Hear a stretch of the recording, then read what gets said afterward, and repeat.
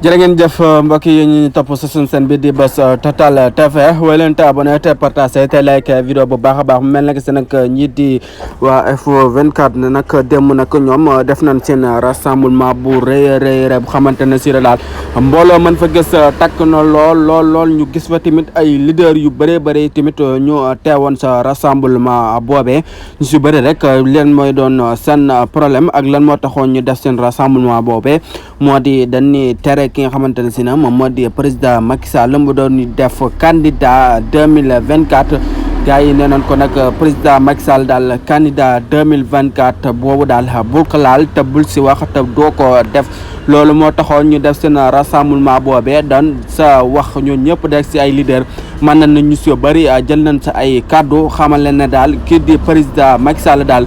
2024 doo fi defee li nga xamante ne si ne moom moo di troisième mandat gis nañ fa tamit ay troisième âge ay parti maire yu xamante ne si ne ñëpp rek teewoon nañ sa rassemblement ba ñenn ña sax yor li nga xamante ne si ne moo di photo président Ousmane Sonko di président de Pastef moom it gisoon nañ fa ay photam daal daan fa filetaloo bëri si